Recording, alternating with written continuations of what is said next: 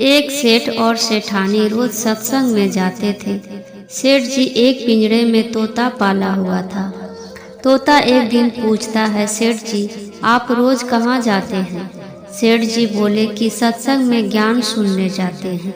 तोता कहता है, सेठ जी संत महात्मा से एक बात पूछना कि मैं आजाद कब होऊंगा?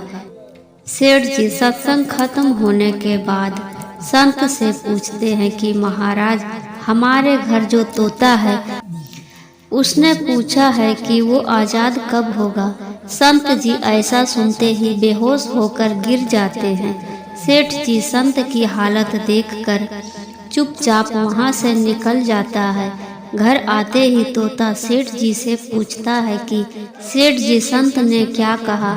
सेठ जी कहते हैं कि तेरी किस्मत ही खराब है, जो तेरी आज़ादी का पूछते ही वो बेहोश हो गए। तोता कहता है कोई बात नहीं सेठ जी, मैं सब समझ गया। दूसरे दिन सेठ जी सत्संग में जाने लगते हैं। तब तोता पिंजरे में जानबूझकर बेहोश होकर गिर जाता है। सेठ जी उसे मरा हुआ मानकर जैसे ही उसे पिंजरे से बाहर निकालते हैं तो वो उड़ जाता है।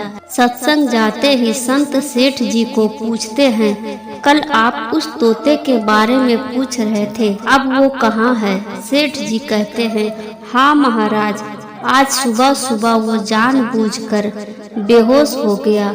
मैंने देखा कि वो मर गया है, इसलिए मैंने उसे जैसे ही बाहर निकाला तो वो उड़ गया।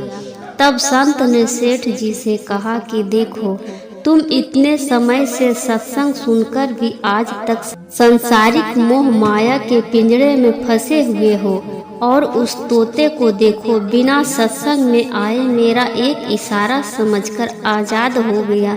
दोस्तों, इस कहानी से तात्पर्य है कि हम सत्संग में तो रोज जाते हैं, ज्ञान की बातें करते हैं या सुनते भी हैं, पर हमारा मन हमेशा संसारिक बातों में ही उलझा रहता है। सत्संग में भी हम सिर्फ उन बातों को पसंद करते हैं जिससे हमारा स्वार्थ सिद्ध होता है, जबकि सत्संग जाकर हमें सत्य को स्वीकार कर सभी बातों को महत्व देना चाहिए, और जिस असत्य, झूठ और अहंकार को हम धारण किए हुए हैं उसे साहस के साथ मन से उतार कर सत्य को स्वीकार करना चाहिए।